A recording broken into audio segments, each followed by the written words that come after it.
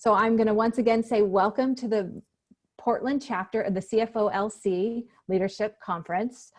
We are going to be talking about building high-performance virtual teams today. I'm Pamela Franklin. I'm your Pacific Northwest Regional Director for the CFOLC. I run both the Seattle and the Portland chapters. Let's just get started with just a little bit of housekeeping before we dive into our panel presentation. Just wanted to let you know all of your lines are muted right now. But that doesn't mean we don't want to hear from you. If you have any questions or comments for any of our speakers, please feel free to just post those in the chat section, and we will be asking those. I will be asking those on your behalf throughout the presentation. We will have time at the end of the presentation to also address our speakers one-on-one, because we'll be opening up that time for roundtable. So keep the questions coming. Let's see here. Wanted to let you know that it's probably best to view this in speaker view. If you're familiar with your Zoom platform, the little button at the very top, there's a view section. And if you hit speaker view, you'll be able to both view the slideshow as well as see the speaker speaking at that time. So speaker mode. Okay, if you'd like to receive CPE credits for today's event, you simply need to answer the 5 polling questions that are going to be launched silently throughout today's presentation. Simply answer the questions as they come up on the screen, and Charisse, our marketing director, will log your answers. If you have any technical issues, please just privately message Charisse and she'd be happy to take care of logging your answers so you get that credit.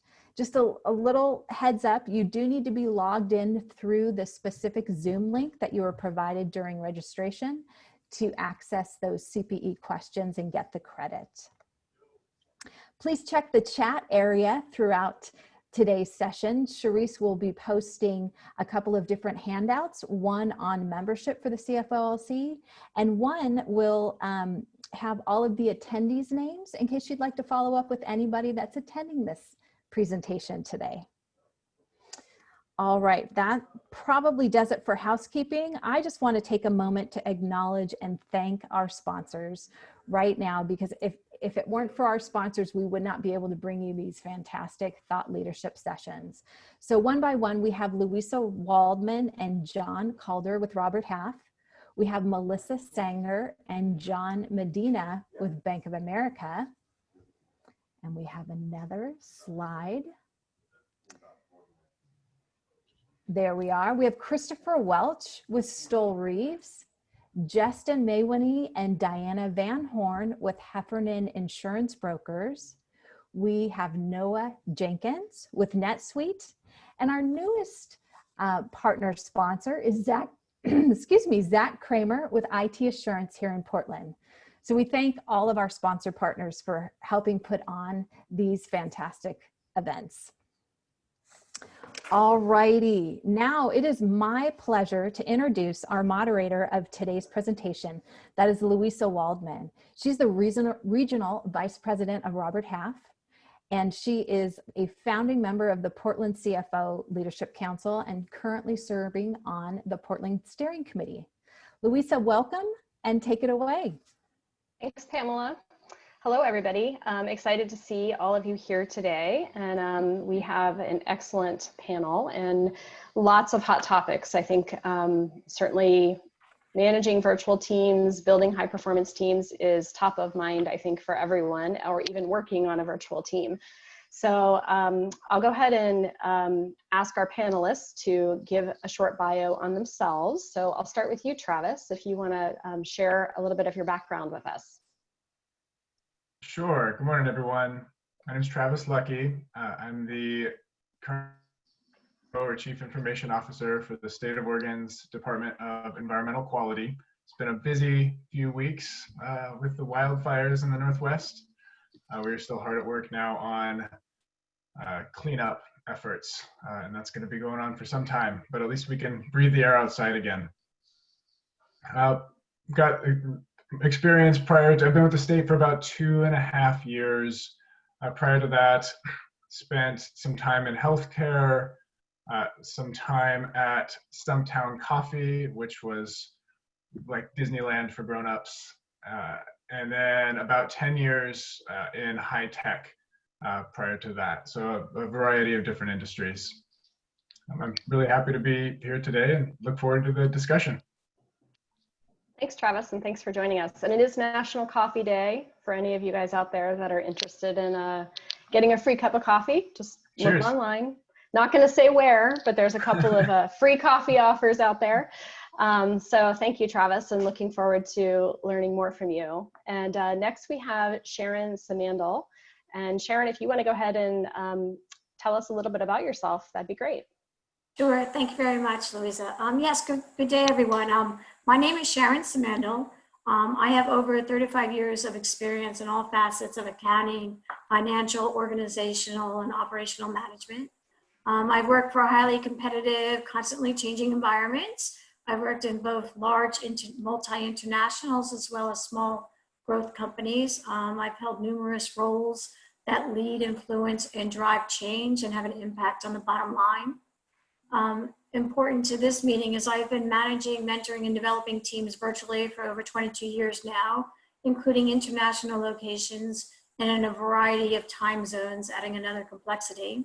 I currently work for Worley. I'm based out of Houston as the Senior Finance Director for the Global IT organization, transferring in from the business side a few years ago.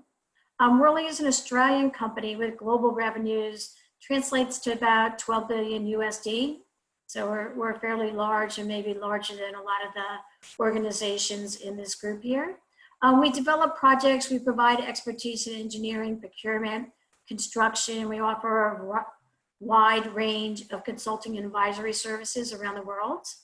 My team is in 4 locations today in 4 time zones.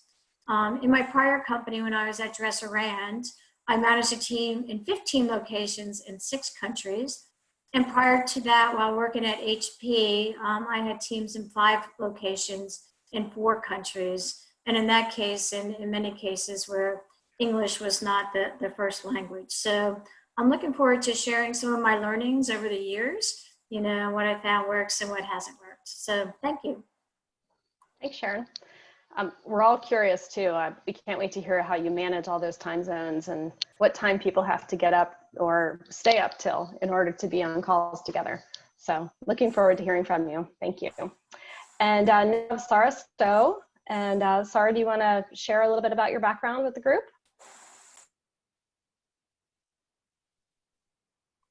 I'll unmute. Sarah Stowe, Director of HR for a small chemical company here in Portland called True Terpenes. I started my HR career in 1996 at the rise of the dot-com boom and got to experience, much like Sharon, small, high-growth startup, all the way to large multinational public companies. And through that work, and initially it was really a focus in talent acquisition, trying to solve the kind of requirement of culture and fit, and not that I use that word anymore, but what really is culture, what really does lead to high performance teams, and we know a healthy culture is the right environment for those teams, and really started deconstructing that and unpacking it, and then from that building programs to drive high performance culture. Most of the career has been in tech. About 2.5 years ago, I made a radical shift to the cannabis industry, which reminds me very much of the dot-com days of this, lots of change, not just within kind of the context of a typical small startup, but also in an industry that is changing, highly regulated, and very dynamic. I was actually brought on to True Terpenes to help lift a strategic initiative that was going to take the company to the next level, triple the size of the company in terms of our revenue size and the value. And we know that culture is really going to be the tool to do that. 6 weeks after I started, we all shut down into COVID, and so it has been a big shift for us culturally and really has called upon, you know, those building blocks that I had been learning about over the course of my career and building on, and to come in and be able to, you know, set those in place very quickly and start to reap the benefits and manage the big culture shift for us, as well as trying to make all these changes. It was not business for us as usual for us, even if COVID had not happened. So I'm excited to share some of the things that I've learned today. Yeah, we're looking forward to it. Thank you. So in terms of topics, I segmented a couple of different topics to touch. And the first one is going to be communications and tools. And so I'll start with you, Sharon. What forms of communication do you and your company use to keep people connected? Oh, you're on mute, Sharon. Okay, I'm unmuted. Okay, so, you know, one thing, there's absolutely no substitute for having face-to-faces to meeting in person. You know, the ability to read somebody's body language to see if they're following what you say, if you have their full attention. And most of us like the human bond and personal contact versus voice over phone. However, with this changing world, to be successful, you need to be able to effectively manage virtually, both locally and internationally. And communication is one key to the success of virtual management. And often there's a fine line between too much versus too little communication. You know, and over my career, I've had to rethink how I communicate, you know, to make up for the lack of body language and vocal tones.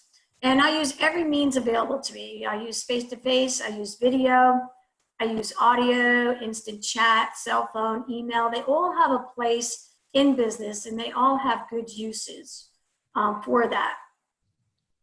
You know, and even adding to this in the communication is realizing when English is not the first language, you know, then you need to really slow down and articulate more and really take a pulse if people are following. So there's added dimensions as you go into a global organization. So what do I do to keep my team connected? I'm going to start with what I personally do, and then some of the things our company has done. And I have to say they've done an extraordinary job in these times to keep everyone connected with what's happening. So I start out every day with what I call a daily pulse meeting. And these are just 15-minute meetings, first thing in the morning, you know, so that everyone is starting out the day with some kind of connection point.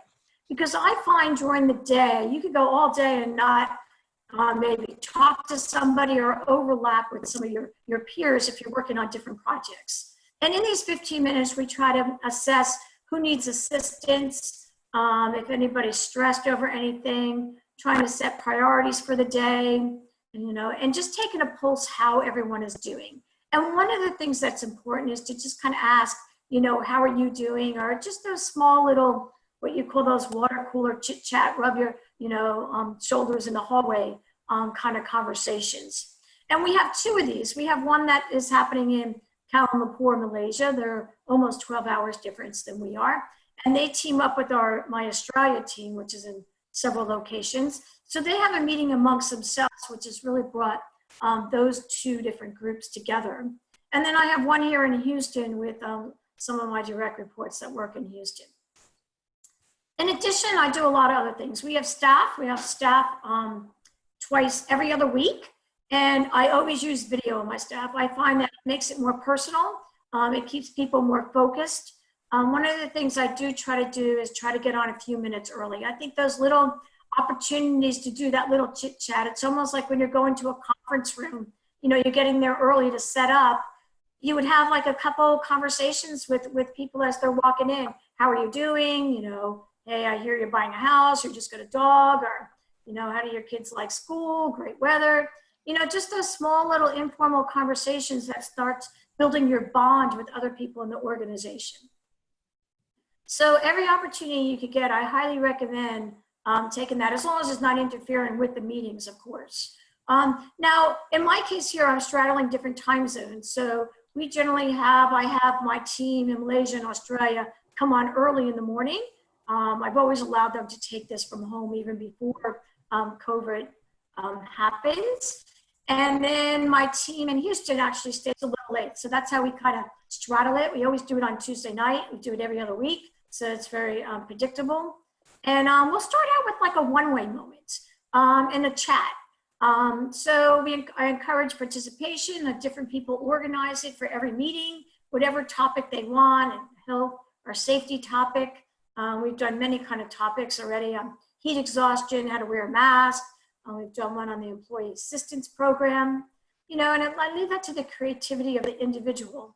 And I really try to encourage participation. I look for opportunities that connect people to help each other. We go around the room and I let everybody have an opportunity to speak about what they're working on, if they're having any issues or tracking to deadlines. And here, I'm having clear deadlines and expectations, very, very important. So everybody knows when they hang up the phone, what they need to do, for the day, or in this case, over the course of 2 weeks. And we also try to prioritize our workload at this time as well. Now, one of the things I just want to say as a side note is I've been turning on my video for other meetings, that are not my meetings. And what I found in doing so, that other people are starting to turn on their videos. And I'm in a lot of meetings around the world, there's a lot of deals going out, they need rates and different things. And, the opportunity to meet people face to face, I really think it's as close to meeting them as face to face as you could get. So really, really, I encourage everybody to turn on your video and see how many other people start turning theirs on as well. And you'll be surprised. And I really think it does break the ice a little bit. Now you have a name to the face, or a face to the name rather, sorry. Some of the other things that we do is we use Teams, Microsoft Teams. And in there, we're setting up our own finance team. And this is just a way to stay connected. Very, very important, to stay connected, to share ideas. So I think we communicate better as a group, when we feel that we have a personal stake in each other, that we feel that there's a relationship there. And this is a place where we're going to be able to load pictures and put a calendar, put vacations out there, have the deadlines out there, and try to make it a little more personal. So we're working on that as well. Once a quarter, I also do something different in my staff. I really want to keep people, motivated and open to communication and feeling connected. I think those are all very, very important. And it's my opinion that the more we learn about each other, the more we feel connected. One of the things I did, let me share a couple things I've done recently. When COVID started, I was very concerned how people were feeling, right? And people weren't sharing how they were feeling, kind of holding it in, maybe feeling a little stressed about it. So we did a Corona capsule. And I had everybody look back, if it's 15 years in the future and you were looking back, what would you remember about the coronavirus? What would you remember about this time? What would your family remember about it? And it got everybody talking about their perspective and a feeling that I'm not alone. I'm not the only one with these feelings. And people were loading pictures of what their kids were doing, how their studies were set up. And I think that this was really an icebreaker for my team, and really settling down and kind of like a little bit of that stress release. Oops, am I supposed to answer these questions too? I think if you are looking for CPE, yes. Correct, oops. Pamela? Correct. It's only people that are looking for CPE and they're just supposed to be. Oh, okay. Well, I didn't silent. answer it, so I'll have to go back and answer it. But anyway, I firmly believe the more that we learn about each other, that builds the team relationships and enhances communication. We've done things like meeting points outside of the house in case of emergency. And, I thought this was kind of a corny idea, but it was really, really well received, where everyone went back and talked about their family and, in case of emergency, where would you meet? In a fire, where would you meet? What's close to your house? Or in the case of Houston, in the floods, where would you meet? And got significant positive feedback, even from significant others on that. And just listening to the other families share their ideas, I think that really enhanced the communication of the team to feel more comfortable with one another, especially where we can't see each other day to day anymore. Now, to stay connected with our business partners, one of the things that I brought into play was setting up what I call a business partner chat. And this was not only to strengthen the business relationships and understand what's behind the numbers, but to let people know that they're part of something bigger, that it's not just them sitting at home and doing their tasks. And I started this a few weeks ago, and it's very, very successful. I have a business person that would come in once a month, and they come in and they talk about what are their strategy, what are their savings initiatives, what's changing in their space. And then when we look at our numbers, it's more than just a number on a page now. Oh, this relates to that program. So you start making an association and you become a better business partner. We've done things like finance, SharePoint, a central depository, and of course the one-on-ones and the informal discussions. We have a lot of those as well. Now, when COVID ends, I still saying periodic face-to-face communication is very, very important. I'm encouraging my team to go back once a week. Need to go to the office, need to meet people, need to do meetings in person. You need to stay connected with one another, and have a presence. Of course, everybody uses email, so we use that for communication as well. I'm using it short and sweet to the point. We also use this ampersand, amper a person's name to let them know that they have an action. And it's also good to follow up when you send out lots of emails. If something is urgent, to send a quick instant message. Instant message I love instant message. Hey, can you please help me out here? This is an urgent email. I know you have a lot. When you get out of your meeting, can you have a look or can we chat? It's also a way to let my staff stay in touch with me. If I'm in meetings all day, they could just quickly instant message me and I'll say I'll be out of the meeting shortly, or I could quickly give them, an answer in the chat. So I really encourage people using instant message. I mean, you don't overwhelm Sharon? people. Yes. Oh, sorry to interrupt you. I'm going to have you just just looking at our time, I'm going to have you save. You have so many good ideas. So at the end of this, we're going to allow for additional sharing. I just want to make sure that we hear from Sarah and Travis. So hold on to all of your good ideas, and we will ask for them at the end, and keep the conversation going. So thank you. Thanks so much. I appreciate it. So Sarah, let's go ahead and move on to you. So what support do managers need in virtual teams right now? Yeah, well, Sharon is sort of a model manager because they need all the support we can give them, because they really are the linchpin. They are the linchpin for culture, and so they're the linchpin for performance. But the skill sets that really good managers need, particularly in this context, are not necessarily intuitive. They weren't really even intuitive before we were in COVID. And sort of not, and I'm talking about, really kind of management as opposed to, kind of leadership qualities. And the good thing is these are things that we can develop, but they definitely need our support. And I think one of the things the pandemic has done is really force us to consider the whole person. One of the phrases that has been kind of tossed around in other discussions that I've had similar to this is the role and the soul. We can't separate those anymore. We hear the dogs barking in the background. We hear the babies crying. We get the family interruptions, which I don't know about you, but, when you have a family, you have your sort of, your inside jokes, and, in the context, it's very funny. But when, they come into the room and you're on a video chat and it's out of context, it's like horribly embarrassing.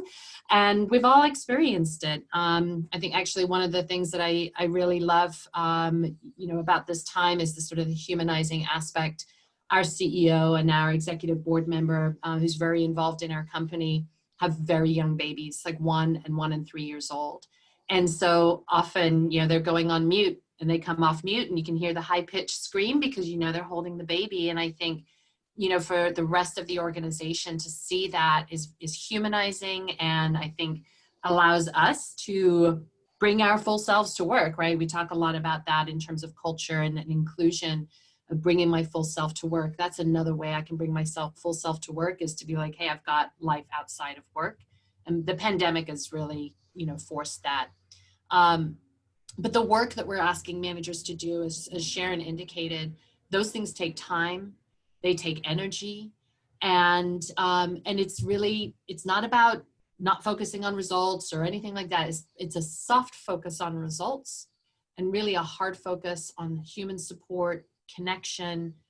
Sharon said, taking time at the beginning of that meeting to really check in with people, and it's about building empathy, about emotional intelligence, caring. It's the time, it's the creativity, it's the flexibility and the agility that the manager needs, and excellent communication.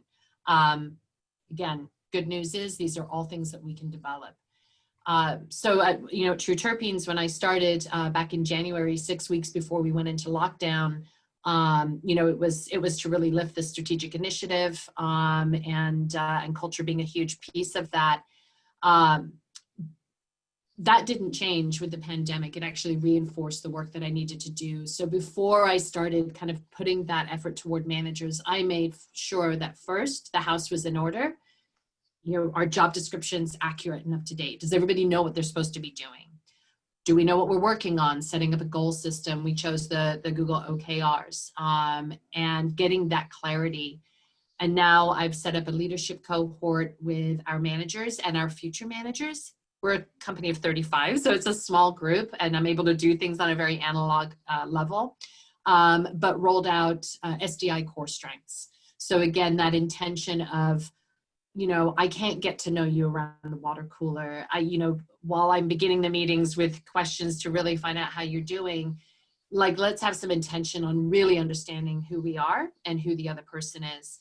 And having that foundation. So as we work together and as we're doing it with one hand tied behind our back virtually, if we're not used to that, we just are starting from a much stronger place, and in a place where the trust is a lot more stable. So that's I think managers need all the support we can give them. I think if we take care of our managers, they're going to take care of the individual contributors. So that's what managers need right now, our love and support. Yeah, thank you.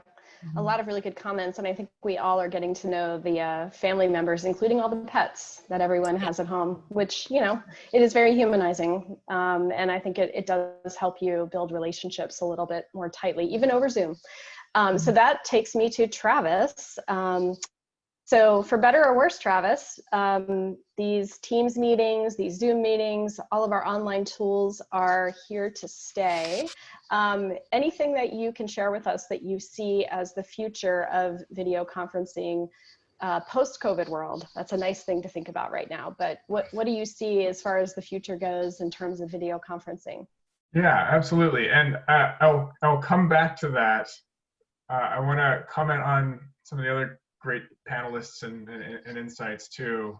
Some thoughts I had as we were as they were sharing their feedback. So first and foremost, you'll notice on the slide with introductions, the email address I provided was a personal Gmail address. Got to be really clear. I'm not here today representing State of Oregon in any way. All views that I share are my own.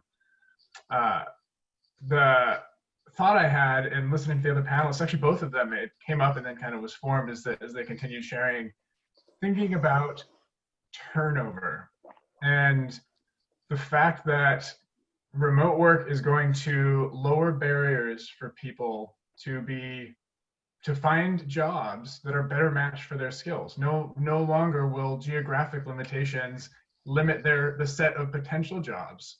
So this is awesome. People are going to be able to match skills to their roles, create that concept of flow at work, which is when your skills are perfectly matched to the challenge at hand.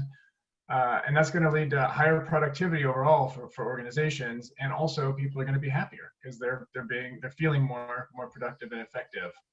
I think what that means is it's a concept that's been coming for a while, but I think this is going to be pouring gasoline on it, so to speak. That job security moving forward is going to be about how easily you can replace your job, not how long you can keep it. So businesses should start now crafting jobs for rapid onboarding and easy offboarding, recognizing people are going to be more portable. And that's not a bad thing. We can't be afraid of it. We shouldn't be trying to bribe employees to stay with us versus moving to a place where they have a skill and role match. That'll create more opportunities for us to improve those matches as well.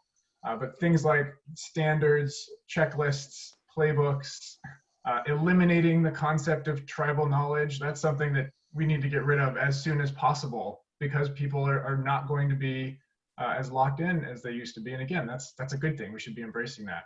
If we can lower the costs of turnover, we'll start to see and experience that it's not a bad thing, and we are ultimately doing better for organizations and better for our people, right? We can get the best staff possible, give them a platform to achieve, support the whole human, keep them happy and productive for as long as we can, and then when they find something that better matches, wish them well. Because if we truly care about our people, that's exactly what we should be doing. So anyhow, sorry for the aside, but I've been thinking a lot about implications for staff and turnover and the potential around that. So when it comes to tools, big surprise, video conferencing is not a perfect substitute for face-to-face meetings. This is fun. I can see smiling faces now. I'd much rather be in a room where I could hear chuckles or have those rubbing shoulders in the hallway that Sharon spoke to, those opportunities around the water cooler. I certainly missed that. No, but these virtual meetings aren't going away. And remote work is going to be commonplace after the pandemic. I work in technology where already over 50% of developers, software developers, are reporting that remote work will be a priority whenever they look for jobs moving forward, period. So that's perhaps leading some of the other job roles, but I think others will continue to follow. We've all proven that we can be productive while working at home, and we don't have to waste time commuting, deal with parking, and a variety of other things. So some interesting things that are starting to happen in technology and tools. Some companies are starting to dabble in augmented reality to make video meetings a little bit more immersive. That's the idea of having a hologram of whomever you're speaking with appearing in your room. That's got a ways to go. Sounds like a gimmick. Someday that might be more normal, but Sharon mentioned using Microsoft Teams. They recently released a new capability called Together Mode, in which attendees in a video conference appear to be sitting right next to each other in a stadium. And so it just blurs, it hides their background, puts them all in the same stadium seating right next to each other. And it's fun, it makes you smile, and it really does make you feel like you're more together. So, and that's just the first example of that I've seen in a production platform like Microsoft Teams. I imagine there'll be a lot more innovation along those lines to make these kind of things that much more realistic. And one more thought, generally, the concept of unified communications they're already the norm, but that's only going to continue to increase more. So you'll have a seamless transition of your presence from your desk at work to your cell phone, to a tablet, to your home office, to your secondary office in Fiji, now that we aren't all tethered to any particular place anymore. I'd love to get there myself. So I think we're going to hear reference to presence throughout a lot more communications, and there's going to be a lot more focus on that universal presence anywhere we are. Thank you, Travis. There are payroll implications, just so all of you accounting people out there know, if you've got people working in Fiji, I think. So, and I was wondering about the holograms. Do they have to wear masks, or are they, because they're not real, they don't have to. So anyways, I thought you were making a Star Wars reference there. So we'll have to see how technology continues to evolve. It's incredible. Even on Teams now, you can see, I think, 9 people versus the short 3 people, and I think I've heard that is increasing. So 49, yeah, 7 by 7's coming. Yeah, so you could have everyone in your neighborhood on Teams and see them all, and never leave your house. But okay, well, we'll move on to the impact and changes that we're seeing due to COVID. So Sarah, what has been the impact of COVID-19 on virtual teams in your world? Yeah, so I think your virtual teams are not pandemic teams. And I think that's kind of, we're conflating those sometimes. And, virtual teams that may have functioned really well pre-COVID may not be functioning well during this pandemic.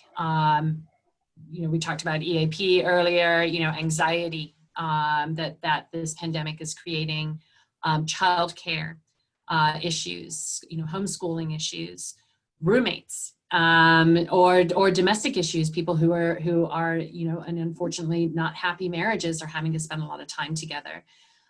So I think that sensitivity and, kind of going back to what Travis was saying, this is not all bad stuff, right? I mean, like developing our managers to have more emotional intelligence, to be more empathetic is what we've been trying to do for years. And now this is really forcing it. They have to, pay attention to this, and it's going to be good for them, and it's going to be good for their teams.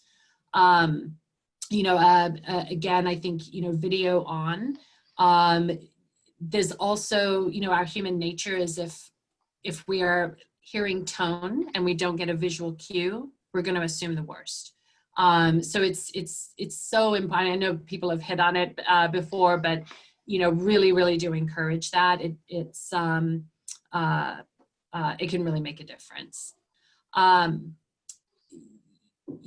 I think that discussion that Sharon brought up earlier on, whether this is somebody who has been working, virtually their entire career or the last few years, taking the time to ask them how they are really doing, understanding the context that they're living in. Are they homeschooling? Do they need flexibility? Do you need flexibility to support them in that? And making sure that they feel safe and supported in sharing the context. Focusing on how they're winning, really kind of getting that positive frame of mind, as they encounter the challenges individually or as a team, that we're coming at it from, a place that of self-confidence, and that I've won on this and I can win on that on this next thing. And then obviously what support they need. But one of the things that I did as I was recruiting, because we've hired probably 40% of our people since COVID started, so onboarding has been really, really hard. But as I was interviewing people, I would ask them, do they have a comfortable place that they can work from home? And as I've onboarded people, really actually unpacking that. I had an employee who, through his manager, finally asked if he could have a desk because he was working at his coffee table. And immediately I was like, oh my God, we should be offering those things. We should be asking the question, do you have a desk? Are you ergonomically set up? That was also one of the things that I did early on, was in our company newsletter, put out, this is how your desk setup should be. And if it's not, come and talk to us. We've got 35 empty desks that are sitting in our office space.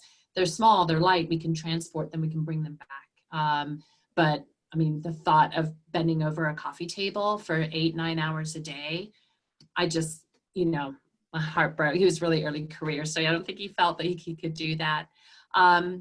But other things that we've done, I talked about kind of the attention and efforts that we're putting towards supporting the manager, but there's also things that we're trying to do to connect people outside of their team. So last week we had our first, what are called lunch connections. We got the company to buy everybody got a $20 Grubhub gift certificate, and I orchestrated, and I called it sort of intentional spontaneity of two people that you don't probably work with very often. Maybe they're new to the company, and it was 30 minutes. We've got 3 of them scheduled. I'll survey after to see kind of how people liked them, probably randomize it a bit more. So maybe there is somebody on your team or people that you've worked with in the past. But just to take that time to say like, all right, this 30 minutes, and I'm gonna use my lunchtime and talk to my coworkers. I gave a whole bunch of icebreakers if they didn't know what to talk about, but that's as much structure as I wanted to give. It really just needed to be the virtual experience of going into the break room, and there's 2 people that you're gonna have lunch with. We're working on a video, a company-wide video that will be part of Thanksgiving, and again, just like any opportunity we can find to give face time, make connections, and just where we talk about work a lot, but how can we get a little bit outside of that, because that's really where the trust gets built. Awesome, thank you. I love your quote. I think you say virtual teams aren't pandemic teams, or pandemic teams aren't virtual teams. Mm-hmm. I love it. That really resonates a lot. And we'll continue on this topic. So Travis, what are some other areas where you see change coming in response to the new remote work paradigm? Sure. I think the dramatic uptick in remote work has revealed how annoying virtual private networks, or VPNs, are. Many of you probably have felt some pain around there. There's a lot of overhead to VPN traffic. Encryption takes space that would otherwise be used for the data you're trying to exchange. And if they're not configured right, they just destroy real-time communications like Zoom video and Microsoft Teams. So I think a change that is in the works, or another one that has been in the works but is accelerating, is adoption of web-based or cloud services, since they are more flexible, more scalable, and most importantly here, more accessible to remote workers.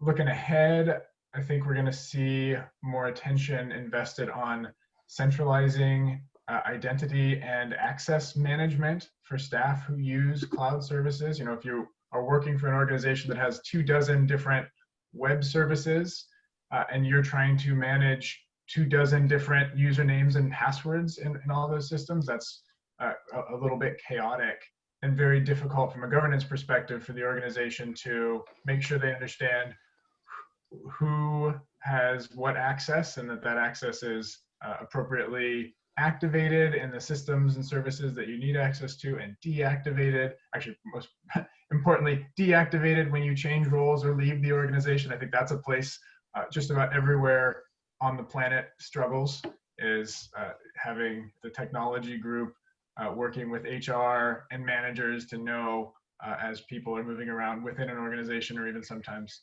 leaving, and getting that access addressed. So I think single sign-on, the ability to have a single username and password that can work on multiple services. There's going to be a lot more push for integrated single sign-on throughout dozens of the web services and cloud services that we use.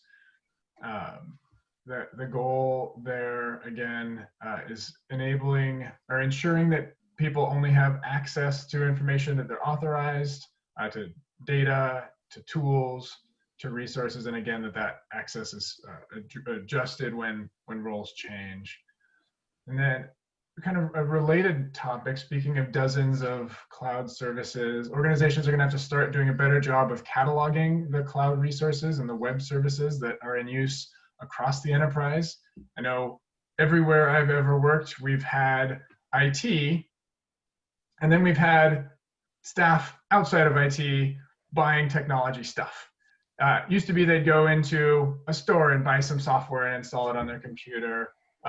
More recently, it's much more about them going to projectmanagement.com and registering for a free account, or some other online service that has a tool that maybe they use somewhere else, or that they saw an ad about in Facebook that sounded cool, and so they come back to work and sign up for that. And so having better centralized visibility into the web services and centralized control of the systems that are supported in an organization, that'll help from a security standpoint, but also from a quality of service and consistency standpoint throughout organizations. One related thought there, I've seen several times people leave an organization, and sometime later, months later, as much as a year later, some critical service for the organization shuts off, because it turns out they signed up for, say, a new web address using a personal account and they had their corporate account, but on this, or a corporate credit card perhaps, but on a personal account. And so that expired, and no one got the notices that this renewal was due. And so all of a sudden their website goes down, because again, that hadn't been centrally managed and tracked. And so we're going to see a lot more investment in centralized and standardized portfolios of services with more visibility into what's going on throughout the organization. Mm-hmm. Yeah, thank you for that. I think if you're in technology right now, you're definitely drinking from a fire hose, trying to get all your remote workers set up. I think VPN it's a bad 3-letter word. maybe a bad 4-letter word in some cases. So I feel what you're talking about personally. So I think we're in a good space now, but our first VPN situation wasn't exactly, it wasn't exactly something you could rely on or count on to pull you through. Sharon, so you had spoke about onboarding a few team members remotely. Can you share maybe your top 2 learnings from onboarding, and also how it's different to onboard somebody virtually versus onboard somebody in person? Sure, I'd be happy to. So let me just comment on something that Travis said, is that I read recently that 20% of employee turnover happens within the first 45 days of employment, you know, and you think about the turnover, the cost, and how disruptive that is. So onboarding successfully is critical, you know, to retain talent in the long term. And one of the challenges is that, you know, if you're not sitting in the same place and being able to work together, it's not like you could shadow each other or tag along to meetings. You can't just walk up, you know, and ask a quick question, especially if you're working in different time zones. And also, you don't have that ability to read the body language to see if they're understanding a task. It's not so easily detected. And that could lead to unproductivity at times. And also, sometimes when you're training online, you have the lag of the screens. But I think the onboarding really starts with the hiring process. And not everybody's cut out to be a virtual worker. And there's certain key attributes that you really need to look for in a candidate, you know. And I think Sarah probably alluded to this in the questions that you ask when you're on, before you even onboard, before you even get to that state, you know. And it's having self-sufficient individuals, people that are self-motivated, disciplined, that are self-aware, that, you know, are self-starters and have strong work ethics. So it's more than just the technical skills and the communication skills.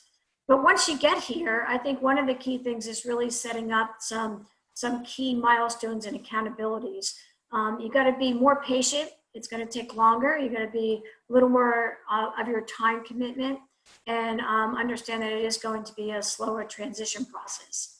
You know, so some of the key things is getting the rest of your team, that they're prepared. They know somebody's coming on board, what the responsibilities were due. Make sure the equipment is working before they get on, that they have all the access that they need, you know, and do all the introductions, introduce them to your team, let everybody introduce themselves, you know, organize a lunch if you can, whether it's a virtual lunch or, you know, people are on site or could get together. You know, I think that helps break the ice as well. One of the key things that I like to do in a location is set up a mentor when they're not in my location, so that they feel that there's somebody else that they could go to, you know, somebody that has a stake in their career growth, and that they're part of a team on a day-to-day basis. So I've always found local mentors to work with any new hire that I have. And the other thing is, besides the clear expectations and setting that, it's really encouraging communication. You really can't over communicate when a person starts, you know. And what I try to do is the first month I'll have 30-minute meetings set aside, and I usually do it in their time zones, you know, to communicate daily what's going on. Here's the next thing that we need to work on. Do you have any questions? And making myself accessible. I think that's very important for a manager, to be accessible, you know, to ensure your hours overlap. I keep my messenger open, and I'm very timely and responsive when questions come up, you know, to keep them moving forward and to keep them engaged. So I would say that those are some of the key things that I try to do. But again, patience, more time commitment. It's a little slower process, and to set milestones, accountabilities, to be accessible, and continual communication. Thank you. Yeah, I think I love the mentor idea. I think that's one way to really, you know, allow for somebody to get more embedded into the organization, whether it be virtually or in person, to find a buddy, find someone that they can, you know, they can connect with aside from their manager. I think that's great.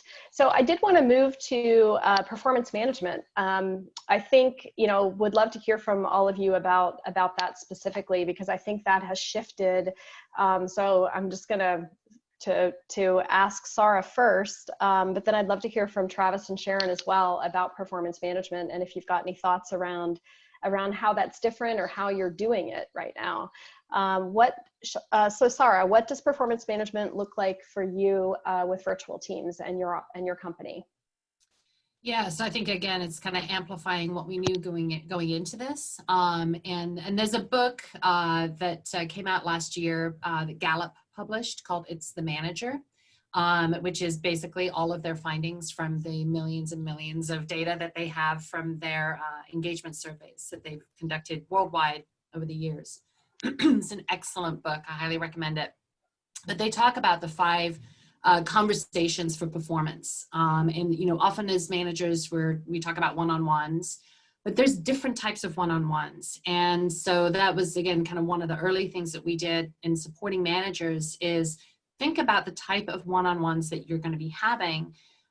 Because we were really good at kind of doing, you know, what are called the quick connects, which is like the stand-up, right? You know, the daily or the weekly, this is what we're working on, all right, you know, stand up because it shouldn't take long enough for us to feel like we need to sit down. Super important, those need to happen. But what about those weekly, bi-weekly, monthly check-ins where we're looking at the goals, where we're talking about development, where we're talking about you know, blockers? Because the performance management is, it's something all employees want.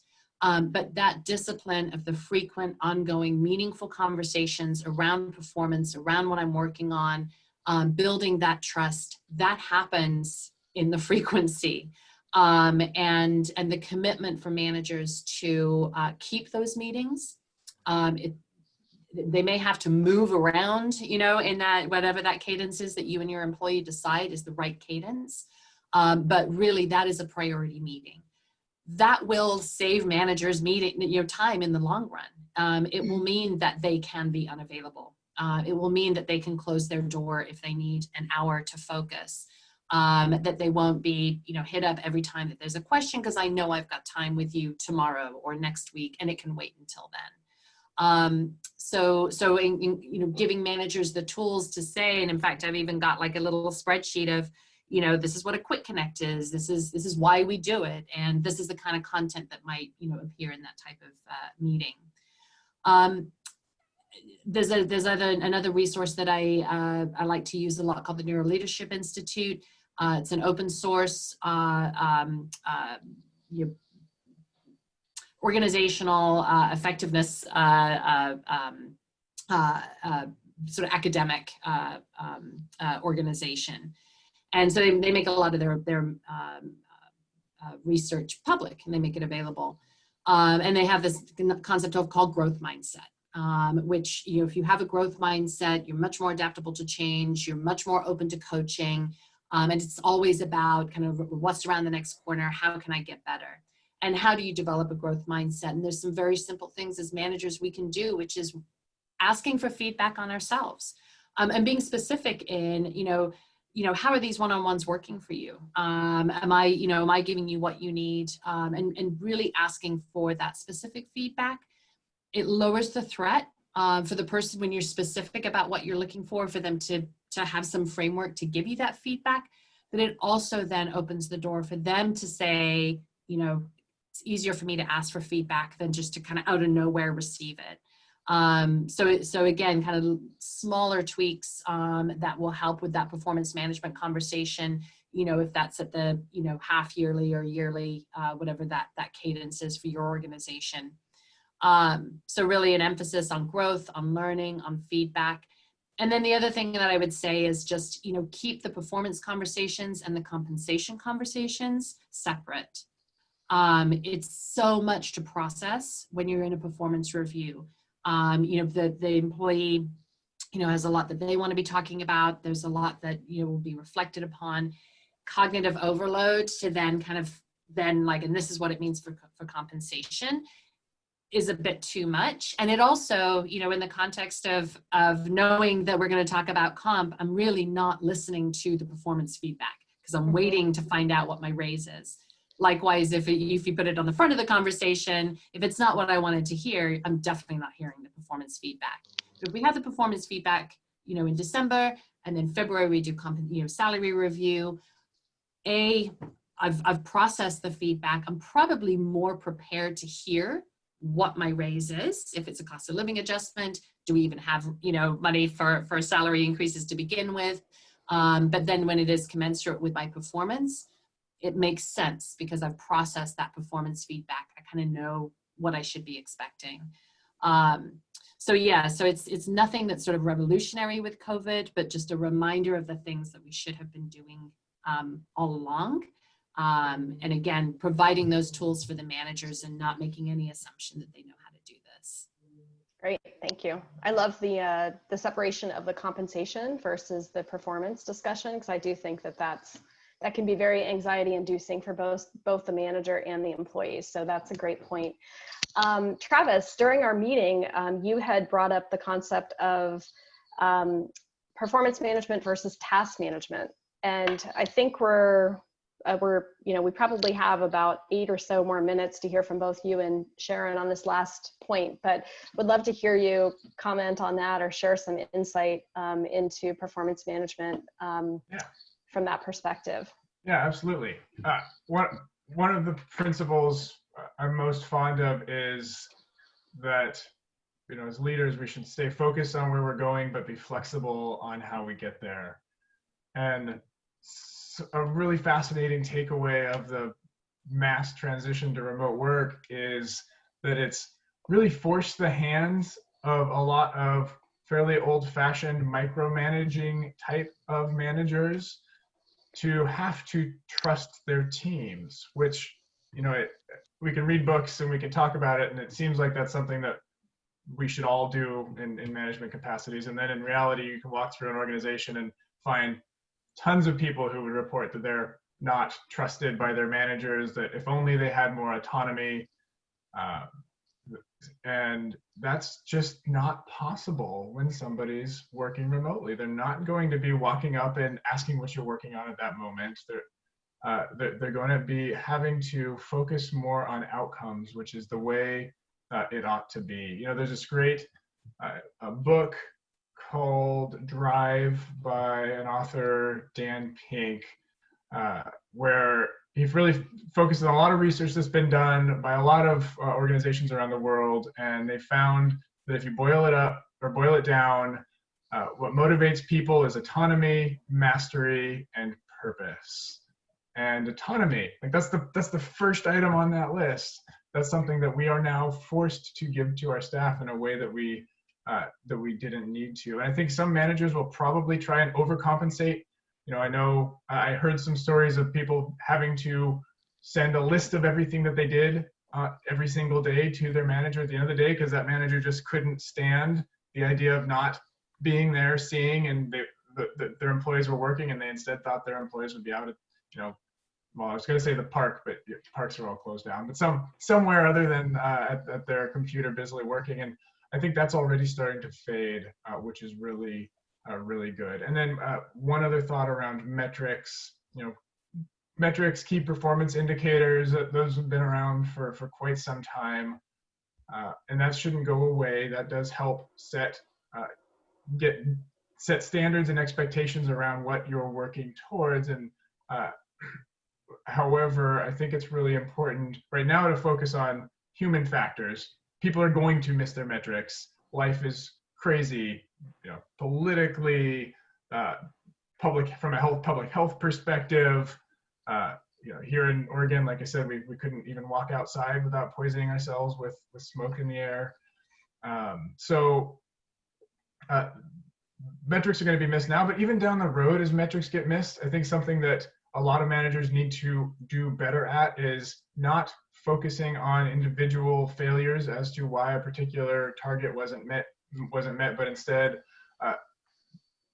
showing trust for their staff, recognizing that staff are doing the best that they can. We didn't get to where we were intending here, but let's dig in and see what the staff person, right? Trust the boots on the ground, see what their experience was, and what we can do better next time. Discussing what you learned in that way builds trust over time, and that's incredibly important for productivity, morale, employee engagement, and reducing turnover, and so forth. And one last thought on that is just the importance of not asking why if somebody misses a deadline or metrics don't end up the way that you had hoped, don't ask why. That makes people feel very attacked and get defensive and hurts trust.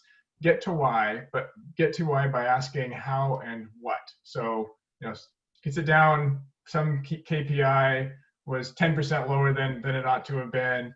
Sit down with them and say, wow, that didn't go as we planned. You know, saying we right there shows it's not me versus you, it's we're together. That didn't go the way we planned. What do you think contributed to that? That will start that brainstorming, and you'll identify, you know, impediments that can be anticipated down the road, or potentially ways in which the metric could be improved. Maybe that metric isn't valid to begin with, or there's a way it could be replaced or adapted to be more appropriate. So I think that's really important. That's always been really important, and even more so now when you've got distributed teams. And it's going to be that much harder to build trust when we're not co-located and going out to happy hour and building those relationships over the casual encounters in the office. Thank you. Yeah, trust is the key word there. Sharon, love to hear from you. Last few minutes here before we wrap it up. What are your thoughts? Sure, and maybe I'm just going to reiterate what already has been said. But I definitely agree with what Trevor was talking about in autonomy, is that you manage the results, not the time. You know, and it's giving the people the flexibility to get things done in a fashion that they need to get it done in. You know, there's lots of conflicts in a household, and sometimes you do need to step away. You know, so it's really, you know, are they meeting their deliverables, not how many hours they're sitting in front of their computer. And I think it all comes back also to communication, you know, right from where we started, you know, communicating clearly what the accountabilities are, what the deadlines and expectations are. And as Sarah spoke, these quick connects to be able to identify issues early before they become unmanageable, you know, and then that way you're able to really keep people on track. And having more frequent meetings, those pulse meetings are very, very important to stay connected. And then the one last point is building trust is so important in a virtual environment. And building trust leads to those open dialogues that really allow you to work better as a team and really allows individuals to really step up their game and their performance. And you know, pretty much I agree with what everybody else has said so far as well. Okay, great. Well, I think that concludes our panel. So I'm going to pass it back to Pamela, but I just wanted to say thank you to all of you for your time and your input. Certainly lots of great ideas. We didn't have a chance at the end of this to, you know, to share best practices, but there's so many. I was trying to take notes and moderate all at the same time. So I was multitasking like one of you on my breakout was talking about. But Pamela, I'll pass it back to you.